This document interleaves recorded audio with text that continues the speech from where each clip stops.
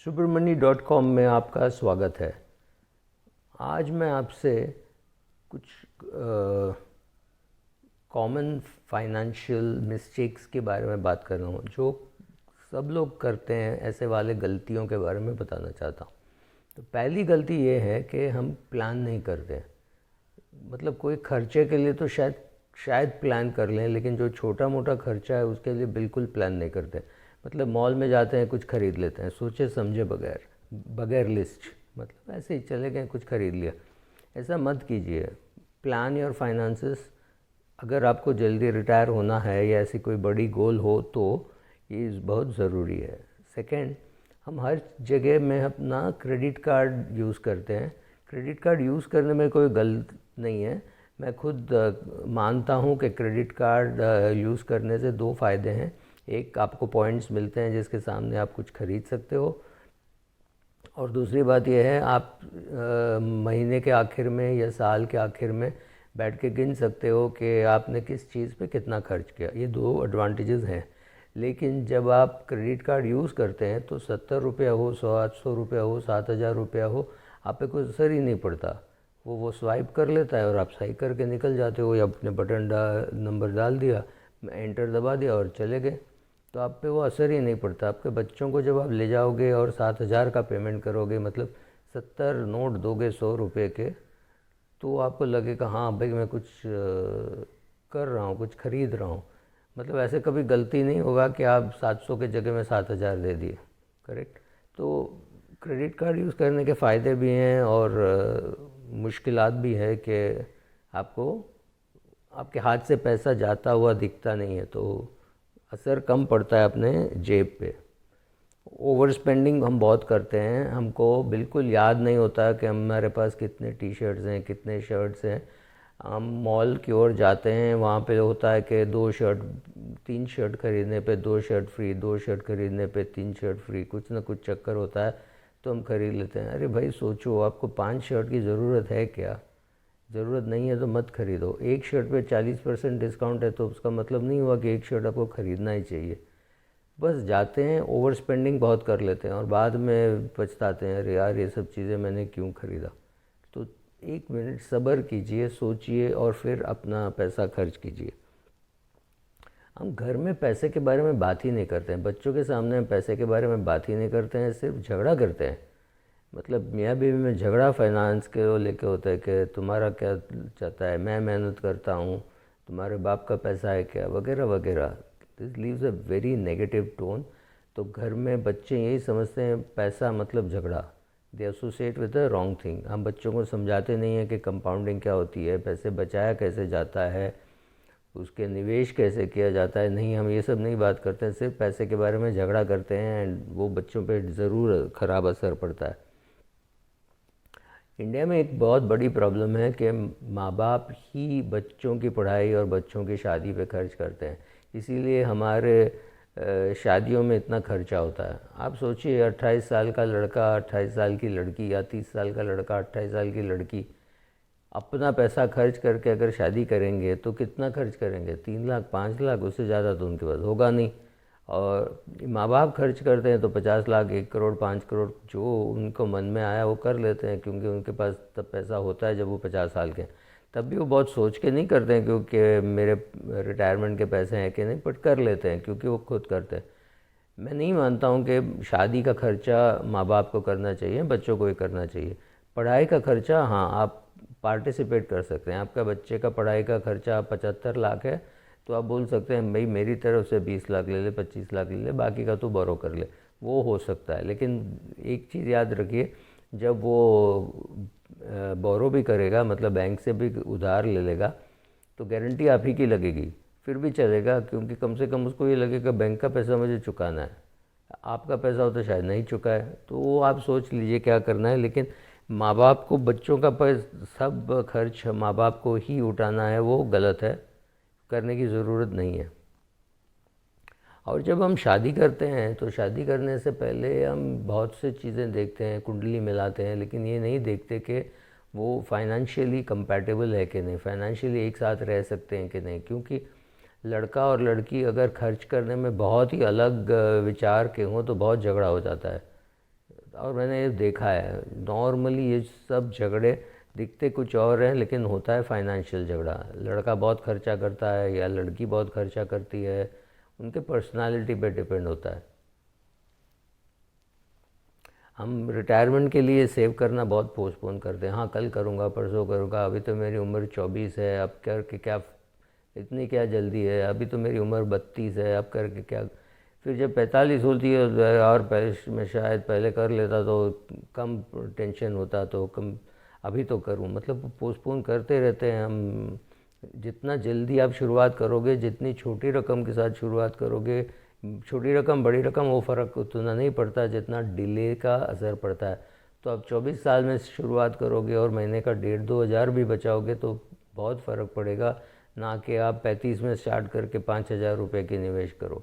Correct, वो जो N है इसके बारे में हम बहुत बात कर चुके हैं, तो वो एक चीज़ है। अच्छा, लाइफ इंश्योरेंस हम बहुत कम लेते हैं, हमको पता नहीं होता कि कितना लेना चाहिए, तो हम डर डर के 1,00,000-2,00,000 का एंडोमेंट प्लान लेते हैं। वो मत कीजिए, आप 1-2 करोड़ का टर्म प्लान लीजिए। जब अगर आपकी उम्र कम है, आपकी उम्र 30 से कम है, तो 7-8 हज़ार रुपये सालाना प्रीमियम, 7-8 हज़ार रुपये सालाना premium term insurance, pure term insurance, इसमें कोई रिटर्न ऑफ प्रीमियम वगैरह नहीं, प्योर टर्म इंश्योरेंस लीजिए, वो हम बहुत कम लेते हैं। मेडिकल इंश्योरेंस हम ना के बराबर लेते हैं तो भी 1,00,000-2,00,000 के लेते हैं। ऐसी बात नहीं है कि आपको 50 लाख की ज़रूरत है, लेकिन समझ के लीजिए। आप फ्लोटर प्लान ले सकते हैं, आपके लिए डायरेक्ट प्लान ले सकते हैं, आप टॉपअप ले सकते हैं, सुपर टॉपअप ले सकते हैं, वो सब सोच के समझ के क्या कर रहे हैं जान के फिर कीजिए।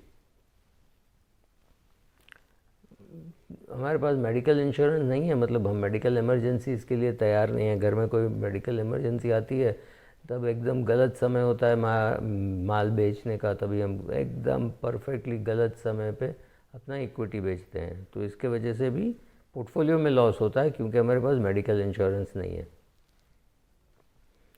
एसेट एलोकेशन हम करते ही नहीं है, या तो सब पैसा डेट में होता है, जैसे कोई बोले नहीं नहीं नहीं इक्विटी से डर लगता है, म्यूचुअल फंड से डर लगता है।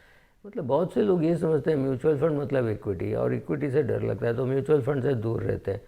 अरे भाई, आपको थोड़ा पैसा इक्विटी में रखना पड़ेगा, थोड़ा पैसा डेट में रखना पड़ेगा। आप चाहें तो थोड़ा गोल्ड में भी रख सकते हैं, रियल एस्टेट में भी रख सकते हैं, लेकिन सब पैसा बैंक एफडी में रखना कोई मतलब की बात नहीं है, unless you are very old और आपके पास बहुत पैसा हो। आपकी उम्र हो गई है 80 और आपके पास 5 करोड़ रुपए और आपको सालाना 5 लाख चाहिए, मतलब आप कहीं भी रख सकते हो। लेकिन जब आप यंग हो, आप 25 साल के हो, 27 साल के हो, आपके पास 15-20 हज़ार रुपया है और आपको पता है कि आपके रिटायरमेंट के लिए आपको 15-20 करोड़ चाहिए, तो आपको इक्विटी में निवेश करना ही पड़ेगा। एसेट एलोकेशन क्या है सीखें और एसेट एलोकेशन करें, मतलब इक्विटी, डेट, गोल्ड जो भी लेना है इतना लें कि आपकी गोल्स उसमें से मीट हो जाए। अच्छा, हमारे पास कोई भी आता है कुछ भी बेचने को तो हम खरीद लेते हैं। आपके पास बच्चा है तो चाइल्ड प्लान ले लीजिए, आपके पास ये है वो है।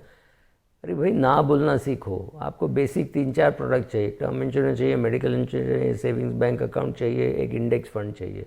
इसके आगे आप ना बोलना सीखो। जब तक आप खुद नहीं समझ लोगे, खुद समझोगे, खुद जाके खरीदो। ये मत वेट करो कि कोई आएगा मेरे पास इंडेक्स फंड बेचने को, कोई नहीं आएगा। आप समझ गए आपको ज़रूरत है इसकी, आप जाके खरीदो। फिर कोई आता है तो आप उसको बोल सकते हो मेरे पास इंडेक्स फंड है, ये चाहिए, ये नहीं चाहिए, बराबर। फिर हम फिनंशियल प्रोडक्ट जो है हम अपने चाहने वालों से खरीदते हैं। चाहने वाले मतलब आपकी बॉस की बीवी ने एजेंसी ली है तो आप उससे ले लेते हो, या तो आपकी साली कहीं इंश्योरेंस की एजेंट बन गई है। ये कोई बहुत ही गलत तरीका है, क्योंकि ये लोग जो आते हैं ऐसे ही एमेच्योर बन के आते हैं, थोड़े दिन रहते हैं शौकिया तौर पे और फिर चले जाते हैं। आप अपना पैसा क्यों वेस्ट कर रहे हो ऐसे लोगों पे? किसी भी एजेंट से लेते वक्त उसको पूछो कम से कम तुम 5 साल से तो ये धंधे में हो कि नहीं, नहीं हो तो मत लीजिए।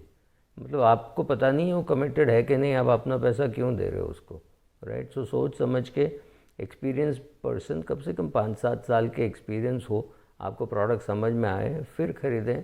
ऐसा नहीं है कि कोई भी आया कुछ भी बेच दिया और आपने ख़रीद लिया। फाइनेंशियल लिटरेसी, subramani.com पढ़ते रहिए, मेरे वीडियोस देखते रहिए। काफ़ी प्रोडक्ट्स के बारे में मैं बात नहीं करूँगा, लेकिन कंसेप्ट के बारे में बात करूँगा। आप कंसेप्ट समझ जाओगे तो प्रोडक्ट ख़रीदना ज़्यादा आसान हो जाता है। और बहुत से ऐसे प्रोडक्ट्स हम बनाते हैं हमारे बिज़नेस में जो आपको बिल्कुल चाहिए ही नहीं। अच्छा, हम बहुत फिर हम ये सोचते हैं अरे छोटे छोटे रकम बचा के क्या करूं, 50 रुपया दिन का, 1500 रुपया महीने का, 2000 रुपया महीने का, ये बचा के मैं करूं भी क्या करूं? मुझे तो 10,000 50,000 ऐसे बचाने चाहिए, कोई ज़रूरत नहीं है। महीने का 500 1000 जिस अमाउंट से आप स्टार्ट कर सकते हो स्टार्ट कीजिए। आप 18 साल के हो, आपको पॉकेट मनी मिल रही है, माँ बाप दे रहे हैं, 500 से शुरुआत कर सकते हो, 500 से कीजिए। आप 21 साल के हो, आपको स्टाइपेंड मिल रहा है, 5,000 कर सकते हो, 5,000 से कीजिए। 1,500 कर सकते हो, 1,500 से कीजिए। हाँ, अभी आप 25 साल के हो गए हो, आपकी अच्छी नौकरी है, आपको महीने का 50,000 रुपया पगार मिल रहा है, बहुत खूब। अभी आप 10,000 रुपये कीजिए, 20,000 रुपया कीजिए, करेक्ट। सो आपके तब के सिचुएशन पे डिपेंड होगा कि आप कितने के कर सकते हो। जिस अमाउंट के कर सकते हो शुरुआत कीजिए। जितना जल्दी शुरुआत करोगे आपको उतना ही फ़ायदा होगा। तो अमाउंट के उतना मत सोचिए जितना कि आप ये सोचिए कि भाई मैं शुरुआत तो करूं। और हमारे पास जो भी अर्जेंट चीज़ होती है उस पर हम ज़्यादा ध्यान देते हैं। कोई बोलेगा अभी अर्जेंट है तो हम कर लेंगे, वो इम्पॉर्टेंट है कि नहीं नहीं सोचेंगे। तो जो इम्पॉर्टेंट चीज़ है, जैसे आपकी रिटायरमेंट है, आपके बच्चों की पढ़ाई है, ये बहुत इम्पॉर्टेंट है, उस पर ज़्यादा ध्यान देना चाहिए। बल्कि ये हो कि वो 18 साल बाद चाहिए या 20 साल बाद चाहिए, उससे फ़र्क नहीं पड़ता, लेकिन वो इम्पॉर्टेंट है। आपकी बेटी को आप बोल नहीं सकते अरे मेरे पास पैसे नहीं है तो मेडिसिन मत कर। जो भी आप पढ़ाना चाहते हो, जो भी आपका लक्ष्य हो, उसके लिए पैसे होने चाहिए, राइट। तो ये सब कुछ ऐसी गलतियां हैं जो बहुत कॉमन थी, तो मैंने इसका आपसे शेयर कर लो। Thank you.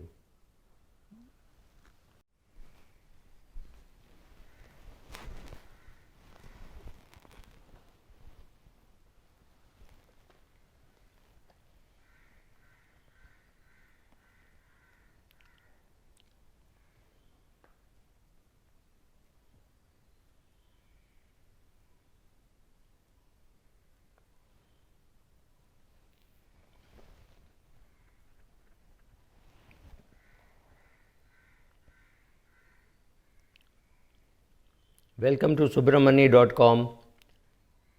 આજે હું તમારી સાથે જે કોમન ફાઇનાન્શિયલ મિસ્ટેક, જે ભૂલ આપણે રેગ્યુલરલી કરીએ અને જે બધા કરે છે, મેં અત્યાર સુધી 8-10 હજાર માણસોને એડવાઇસ કર્યું હશે કે શું શું કરવાનું।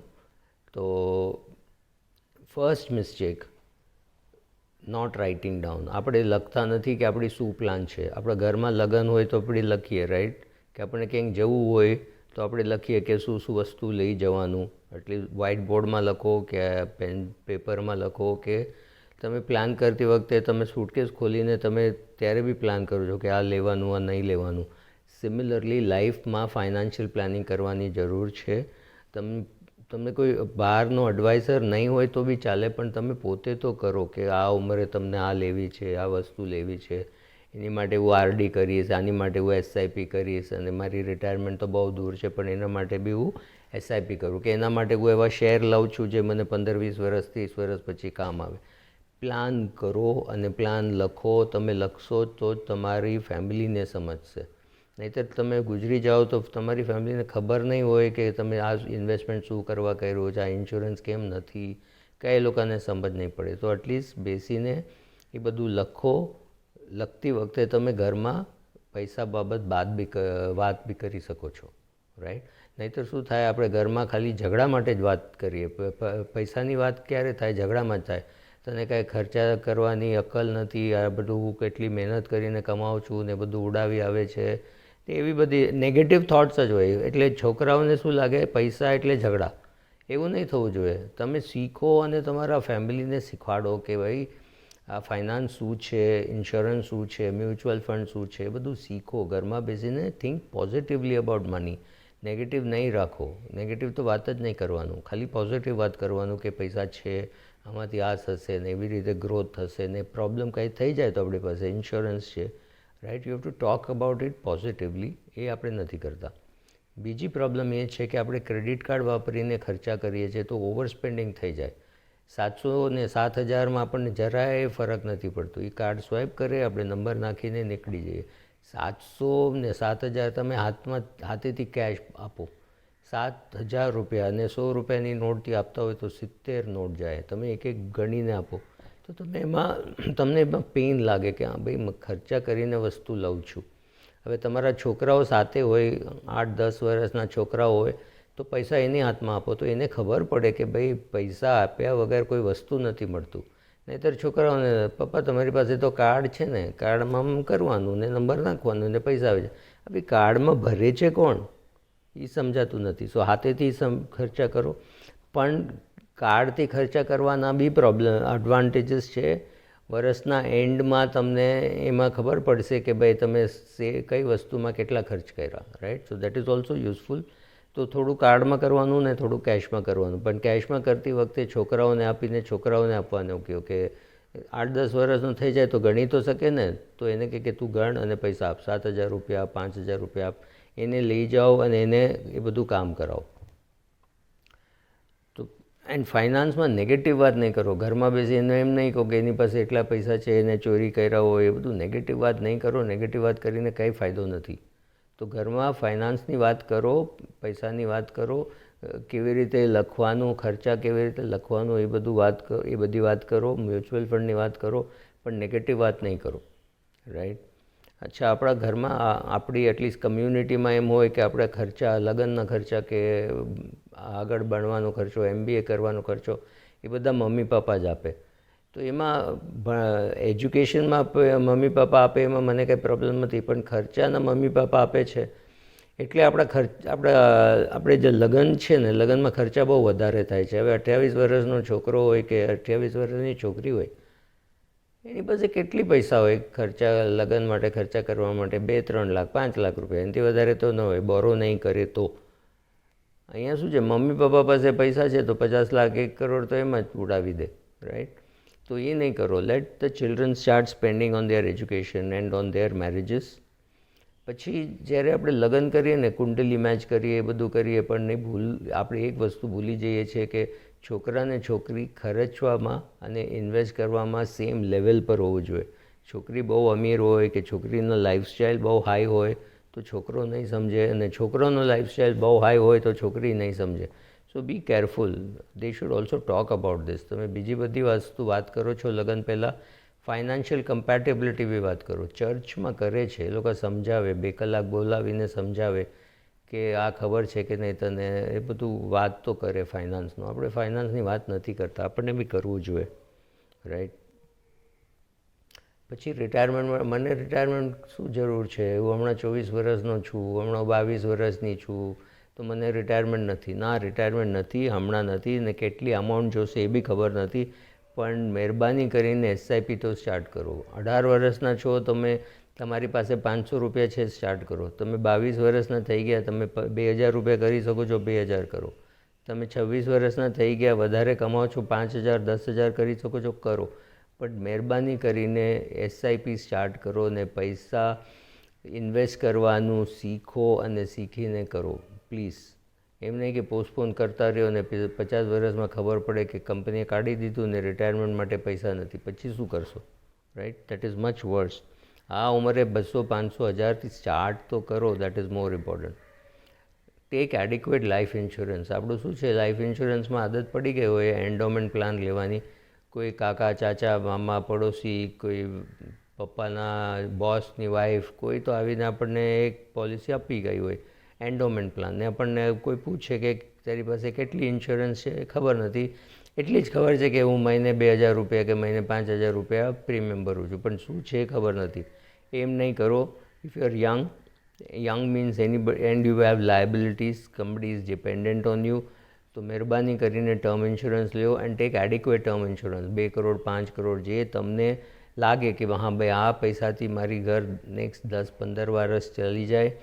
મારી વાઈફ પાસે પૈસા હોય, પછી એને નોકરી કરવાની જરૂર નથી, છોકરાઓનું લગ્ન, એજ્યુકેશન બધું એમાં થઈ જાય, એટલી અમાઉન્ટ તો હોવી જોઈએ. અને મારી પાસે આજે 1 કરોડ રૂપિયા છે, મારી વાઈફને ટોટલી 8 કરોડ રૂપિયા જોઈએ છે, તો 7 કરોડની ગેપ છે, વાંધો નહીં, 2 કરોડ તો લ્યો. કારણ કે 7 કરોડ આજે નથી જોતું, તમારી વાઈફ રિટાયર થાય ત્યારે જોઈએ છે, રાઈટ. આજે 30 વર્ષની છે તો હમણાં નથી જોતું, તો હમણાં છે તમારી પાસે પૈસા, પણ તમને જે ગેપ લાગે એ ગેપનું તો ઇન્સ્યોરન્સ લ્યો. 2-3 કરોડ જે જરૂર છે એટલું લ્યો. 1 કરોડ બહુ મોટી અમાઉન્ટ નથી, 15 વર્ષ પહેલાં હતી 1 કરોડ બહુ મોટી અમાઉન્ટ, હવે બહુ મોટી અમાઉન્ટ નથી. તો 1 કરોડની થિંક નહીં કરો, 5 કરોડ કરો, જે તમને કેલ્ક્યુલેટ કરીને એમ લાગે. મારા વિડીયો બી છે કેવી રીતે કેલ્ક્યુલેટ કરવાનું, તો એ જોઈને તમે ઇન્સ્યોરન્સ લો. Same thing medical insurance. તમારા ઘરમાં કોઈ માંદા પડી જાય અને હોસ્પિટલમાં એડમિટ થાય તો તમને એ ટેન્શન નહીં હોય જોઈએ કે પૈસા કોણ ભરશે. જે પ્રોબ્લેમ છે એ તો છે જ, હેલ્થ પ્રોબ્લેમ તો છે જ. હાર્ટ એટેક છે, બાયપાસ કરાવી છે, 5 લાખ રૂપિયા જોઈએ છે ઇમિડિયેટલી, 7 લાખ જોઈએ છે ઇમિડિયેટલી, ક્યાંથી લાવું? બજાર ખરાબ છે, હમણાં ઇક્વિટી વેચવાની ઈચ્છા નથી પણ વેચવી જ પડશે. તમારી પાસે મેડિકલ ઇન્સ્યોરન્સ નહોતું એટલે મિસ્ટેક ક્યાં થયું? તમારી ઇક્વિટી પોર્ટફોલિયોમાં થયું, ખરાબ માર્કેટમાં વેચવું પડ્યું, right? So have adequate medical insurance. Adequate એટલે શું એ તમે જોઈને, કોઈને નાના છોકરા હોય 24 હોય 25 વર્ષ 18 વર્ષના, તો એને 2-3 લાખ રૂપિયાથી વધારે તો પાક્કું નથી જોતું. એકાદ ફ્રેક્ચર થઈ શકે છે, એક્સિડન્ટ થઈ શકે છે, વાંધો નહીં, 2-3 લાખનું એની માટે 2-3 લાખની તો પ્લાન લઈ લો. મોટા માણસો માટે 5 લાખ 10 લાખ સુપર ટોપઅપ એ બધું સમજીને please take a medical insurance. તમે બિઝનેસ કરતા હોય તો તમારી ધ્યાન બિઝનેસમાં જાય જ નહીં. એમ જ લાગે વર્કિંગ કેપિટલથી 7 લાખ ક્યાંથી કાઢું, વર્કિંગ કેપિટલથી 15 લાખ કેવી રીતે કાઢું, તમારો ધંધો બી અટકી જાય, ફેમિલી લાઈફ બી અટકી જાય. તો please take adequate medical insurance. બહુ મોંઘી નથી, બહુ કોમ્પિટિશન આવી ગયું છે, તો just go and take insurance. 20-25 હજાર રૂપિયા વર્ષે પ્રીમિયમ બહુ હાઈ નો કહેવાય, એમાં ટેક્સ ડિડક્શન બી મળે છે. Please go and tech that. પછી કોઈ બી આવીને ઘરે કાંઈ બી પ્રોડક્ટ વેચી જાય લેવાની કાંઈ જરૂર નથી, રાઈટ? અરે બેચારો છે, 4 વાર આવી ગયો, 8 વાર આવી ગયો, એને વેચવી છે તો આવશે. તમે ના પાડવાની શીખો. એક તો અપોઇન્ટમેન્ટ જ નહીં આપો, ને અપોઇન્ટમેન્ટ આપો તો કહો કે ભાઈ મને ઇન્ટરેસ્ટ નથી, મારી પાસે ટર્મ ઇન્સ્યોરન્સ છે, ઓલરેડી મળી ગયું છે, મને આ યુલિપમાં ઇન્ટરેસ્ટ નથી. વાંધો નહીં, પણ એટલીસ્ટ ફર્મલી કહી દો કે મને નથી જોતું. ના, એને ખુશ કરવા માટે બહુ નથી પ્રીમિયમ, ખાલી મહિને 10,000 છે. હવે તમે સમજો છો 10,000 ફોર 30 યર્સ એટલે શું? નથી સમજતા ને, તો પછી please don't buy products which you don't need and which you don't understand, right? Financial literacy આ બધું કરતી વખતે તમે બધું શીખી લેશો. મ્યુચ્યુઅલ ફંડ એટલે શું, ઇન્સ્યોરન્સ એટલે શું, ઘરમાં બેસીને ડાઇનિંગ ટેબલ ઉપર કે ડિનર ટેબલ ઉપર તમે બેસીને ડિસ્કસ કરો છો, આ બધી વસ્તુ પોઝિટિવલી ડિસ્કસ કરો. છોકરાઓને બી શીખાડો, તમે પોતે શીખો ને છોકરાઓને બી શીખાડો કે ભાઈ ક્રેડિટ કાર્ડમાં આ પ્રોબ્લેમ છે અને ક્રેડિટ કાર્ડમાં એડવાન્ટેજ છે. કોઈને હોસ્પિટલમાં એડમિટ કરવી હોય એ ડેબિટ કાર્ડ નહીં લે, ક્રેડિટ કાર્ડ જ લે, રાઈટ? તો ક્રેડિટ કાર્ડના યુસીસ બી બહુ ઘણા છે, પણ સમજીને વાપરજો. પછી આપણે કામ કરતી વખતે કોઈ આવીને કહે કે આ હમણાં કરો, અર્જન્ટ છે, તો એમાં શું છે, જે ઇમ્પોર્ટન્ટ છે એ છૂટી જાય છે. What you have to concentrate on is what is important, not what is urgent, right? So remember on which to concentrate. પછી ઘરમાં બેસીને આખો દિવસ પૈસાની વાત બી નહીં કરો. પૈસાની બાબતમાં વાત કરવી હોય વાત કરો, એમાં કાંઈ પ્રોબ્લેમ નથી, બટ ખાલી પૈસાની વાત નહીં કરો અને પૈસાની નેગેટિવ વાત નહીં કરો. એની પાસે એટલા પૈસા છે ને, ચોર છે, ટેક્સ નથી ભરતો, એ બધું નેગેટિવ થોટ્સ નહીં રાખો. ખાલી પોઝિટિવ જ વાત કરો ને પૈસા લક્ષ્મી આવશે તમારા ઘરે. Thank you.